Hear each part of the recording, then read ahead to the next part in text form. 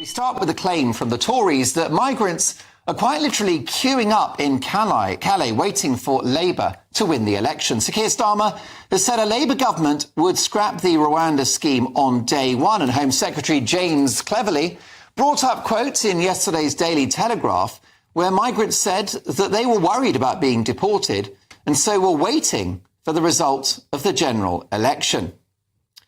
Some people did make the journey to the UK today, and Reform UK leader Nigel Farage was speaking on GB News live from the Channel, where he saw a small boat heading over there. He told us why today is such a significant day. Behind me, you can see a white dinghy. There are 45 people on board. Behind it, you can see an escort vessel, because that's what the French do.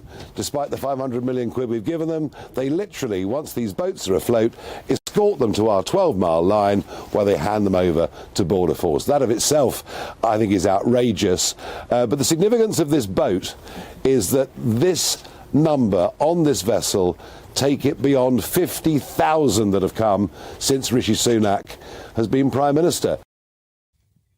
Well, I'm delighted now to be joined by our political editor, Christopher Hope. Chopper, let's start with this Telegraph story, yesterday's paper. One of their journalists went to France, to Calais, and spoke to migrants who said they were waiting for a Labour government. Yes, it's a camp called the Grand South camp in Dunkirk, and they spoke to people there who have fled war-torn areas, they said, and they are waiting, some said, to come across here when the new government is elected, and they assume it's going to be a Labour government. Looking at the polls, few would dispute that if those polls are correct.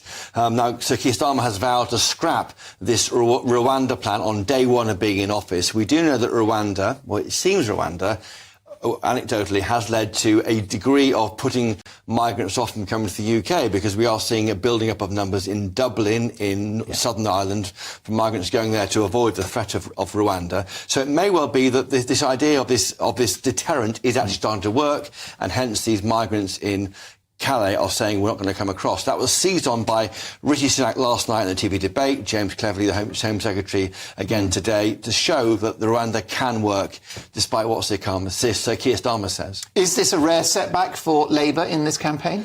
I think that they're on a weak spot on the issue of migration, and even net migration might come on to that. But on illegal migration, what they're offering is really what the Tory government has tried to do, which is work closely with particularly with France. We've given them £480 million to establish different ways to stop people coming across, and more officers, 800 officers on the beach, Joint Command Centre, Detention Centre. Money being spent, our taxpayers' money being spent in France. It's done very little to stop the flow, by all accounts. Yes, and all Labour will do is more of that. Some are saying that Labour's policy is more of the same, which is a failed policy. Others would argue that actually the Tories have made a Horlicks of this particular issue, and that Labour can only improve the situation. Keir Starmer points to the fact that he has a history as a top lawyer of tackling criminals, and he's confident he'll smash the gangs.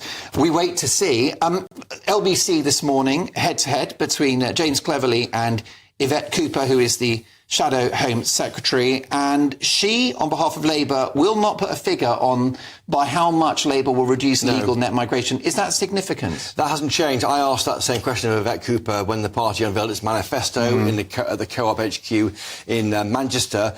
She is saying, why would we? Successive governments have tried to put a number on it, going back to David Cameron in 2010, saying under 100,000, tens of thousands was a figure. They've never got near that. In fact, the number's gone dramatically the other way.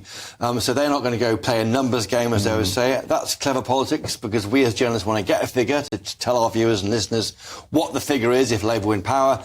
They won't go there, but they are forecast to get probably a halving in net migration to maybe 300,000 in September. Again, the further question, why on earth has this government gone for an early election when the figures on net migration are looking better? Instead, Labour can claim it's their win when it happens. Indeed, and now Bettinggate continues, this time 5 further police officers implicated. Yes, more than that, the Gambling Commission have sent the details of 5 Met officers, forgive me, to the Met Police saying we think these individuals may have bet money on the date of the election. That comes after another member of Rishi Sunak's close protection team was arrested and with suggestions he put money on the date of the election. We don't know what these 5 have done or where they work, if they're part of the close team around the PM or whether they're friends of those people who may have known more. So it keeps drip getting worse. We had an attempt today by the PM to get a grip on it. He said that Craig Williams and Laura Saunders, 2 candidates for the Tory party, no longer have the support of the party at the election, despite the fact their names are now on the ballot paper, so you can vote for them if you want to, but they're not official Tory candidates. Laura Saunders' partner is the Director of Campaigns. He's taking a step back as well as Nick Mason, who's the Chief Data Officer for the Tory party. The problem is that it's drip getting worse. A feeling it's getting worse, even though more names are coming out. We think as many as 40 people knew the date of the election. The Gambling Commission is now looking through all the bets placed. Were any of them to do with these 40 people and the police, and so it goes on. The problem is it plays into the narrative of Tory sleaze, doesn't it? Even though it's not the Prime Minister directly involved, I don't think he's been too paddy power. If he has been, we'll find out shortly. He says he hasn't. Is that right? And neither him nor his family have right. put He only gambles on election dates, but not when they're going to be. Going early for July was very brave.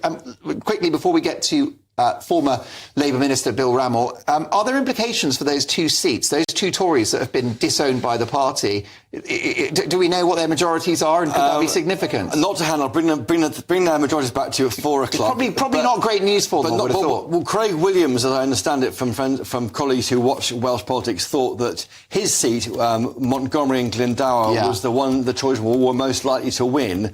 I think Bristol North West was more marginal, and of course other candidates that are standing, and we'll see how it plays out. But I think this is not. This is that you're looking down the screen. Well, yeah, he's got a majority of 12,138. Exactly. So on the margin, in normal times you keep that seat, but in the current polls you don't. Being disowned by your party is not going to help, is it? I'm not sure where Laura Saunders is, but I think there's no question that of the entire campaign, Mark, the 2 things that have cut through have been the D-Day early withdrawal by the Prime Minister and this story, and it keeps getting worse, the Prime Minister. Chopper, stay with us because we're joined now by former Labour Minister Bill Randell. Mr Randell, lovely to have you on the programme. Great to be with you.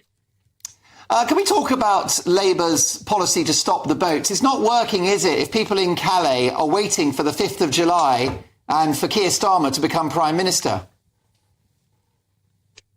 These are a few anecdotes. The reality is that the Tories have completely lost control of our borders. Net migration is 3 times higher today than it was when the Labour Party has left office. 50,000 migrants crossing the channel since Rishi Sunak became Prime Minister.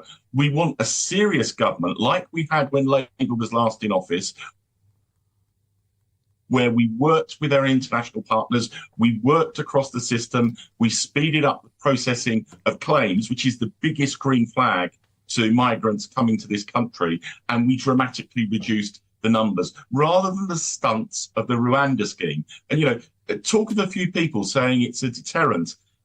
If you look at the numbers, even were Rwanda to be successful in its own terms, you've got a 1% chance of being sent to Rwanda. For people who've travelled halfway across the world, fleeing for their lives, that really is not a deterrent.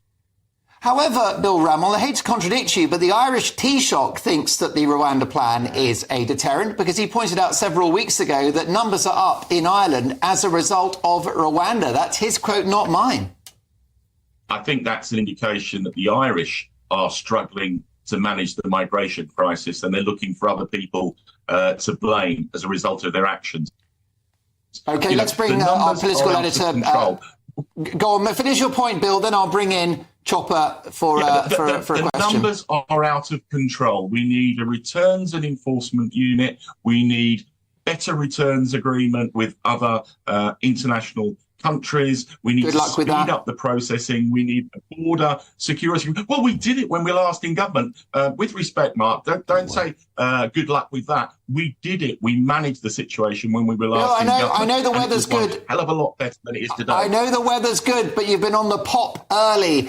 Listen, I think Keir Starmer is going to be the first Prime Minister ever to actually reject and end a policy which, even if it works, he's going to axe it, which is the Rwanda plan. But let's bring in our political editor, Christopher Hope. Christopher, what do you think? But that's my point, Mark. I don't understand why, given the money that's been spent, hundreds of thousands of pounds sunk on this project, Bill Randell, why doesn't Sir Keir Starmer, if he's Prime Minister in 2 weeks' time, just say, let's see if it works? Because then he can just say, well, it works, let's move on. Because it is a stunt, and it's incredibly not value for money. I think the figure is about 300,000 per migrant sent to Rwanda. That is not a way to tackle this problem. And when we were last in government, Mark, you say I've been on the pop. I was on the reality when we were last in government, and I was a minister handling these issues, and the numbers were 3 times less than they are today. OK, where do you think we'll be with the illegal boat crossings in 5 years' time, should Labour win the election, Bill? I think they will have been dramatically reduced. You know, when Labour was in power, we didn't have the illegal boat crossings. OK, do you want to give me a number? I think we'll have got a grip on the system.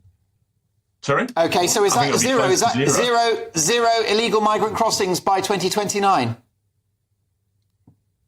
I think we can get there, yes. I tell you what, look after your health, and I'll see you in 5 years' time. I'll see you a lot sooner than that.